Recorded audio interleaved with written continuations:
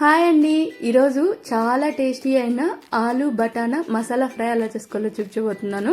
ఈ విధంగా చేసుకున్నట్టయితే పప్పు చారు లాంటి వాటిలోకి ఇది సైడ్ డిష్ గానే కాదు, మెయిన్ డిష్ గా రైస్ లోకి కలుపుకొని కూడా తినేసేయచ్చు అనమాట. కర్రీ టైప్ లో చాలా చాలా టేస్టీగా ఉంటుంది. మసాలా దోశలోకి స్టఫింగ్ గా కూడా పెట్టుకోవచ్చు అండి. దీన్ని ప్రిపేర్ చేసుకోవడానికి ఫస్ట్ అయితే మిక్సీ జార్లోకి చిన్న అల్లం ముక్క, అలాగే 4 వెల్లుల్లిపాయ రెబ్బలు, కొంచెం కరివేపాకు, ఒక గుప్పెడంతా కొత్తిమీర యాడ్ చేసుకోవాలి. వీటితో పాటే ఒక 2 ఎండుమిర్చిని తుంచి యాడ్ చేసుకోండి. మీరు కావాలంటే ఈ ప్లేస్లో పచ్చిమిర్చి కూడా యాడ్ చేసుకోవచ్చు. ఇప్పుడు వీటిలోకి ఒక్క డ్రాప్ కూడా వాటర్ యాడ్ చేయకుండా ఈ విధంగా గ్రైండ్ చేసుకోండి. వాటర్ యాడ్ చేసి స్మూత్గా గ్రైండ్ చేయాల్సిన అవసరమే లేదు. తర్వాత పావు టీ స్పూన్ చొప్పున సోంపు, జీలకర్ర, మిరియాలు మూడింటిని ఈక్వల్ క్వాంటిటీలో తీసేసుకుని లో ఫ్లేమ్లో చక్కగా ఈ విధంగా ఫ్రై చేసుకున్న తర్వాత చక్కగా రోట్లో అయినా లేదా మిక్సీలో ఇలా పొడిలాగా గ్రైండ్ చేసి పెట్టుకోండి. తర్వాత ప్యాన్లోకి ఒక 2 నుంచి 3 టేబుల్ స్పూన్ వరకు ఆయిల్ యాడ్ చేసుకోండి. ఆయిల్ వేడైన తర్వాత ఒక 1/2 టేబుల్ స్పూన్ అంతా పోపు దినుసులు యాడ్ చేసుకోవాలి. ఇప్పుడు పోపు దినుసులు అయితే మనకు చక్కగా చిట్పట్లాడి బాగా వేగిపోవాలండి.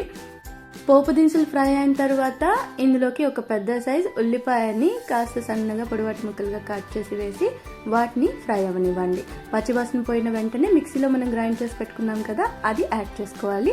అలాగే దాంతోపాటు ఒక పావు టీ స్పూన్ అంత పసుపు, రుచికి సరిపడా ఉప్పు వేసేసి చక్కగా వీటన్నిటినీ కూడా పచ్చివాసన పోయేంత వరకు బాగా ఫ్రై అవ్వనివ్వండి. ఈ విధంగా ఫ్రై అయ్యి మనకు చూస్తున్నారు కదా, కొంచెం కలర్ కూడా చేంజ్ అవుతుంది. ఈ స్టేజ్లో ఒక చిన్న సైజ్ టొమాటోని చిన్న చిన్న ముక్కలుగా కాస్త పెద్దలుగానే కట్ చేసి వేసేసుకోవచ్చు. నేను ఇప్పుడు యాడ్ చేసినట్టు ఇలా యాడ్ చేసి టొమాటో కూడా కాస్త మెత్తబడేంత వరకు ఫ్రై అవ్వనివ్వండి. ఇప్పుడు ఇందులోకి నేను ముందుగానే ఒక పావు కప్ అంతా పచ్చ బఠానాల్ని ఎండు ఉంటాయి కదా, వాటిని ఒక 3 గంటలు నానబెట్టి 3 విజిల్ ఉడికిచ్చి తీసుకున్నాను. అలాగే బంగాళదుంపలు కూడా ఒక 3 విజిల్ ఉడికిచ్చి తీసుకున్నానండి. వీటిని యాడ్ చేసేసుకొని చక్కగా మొత్తం కలిసేలాగా మిక్స్ చేసుకోవాలి.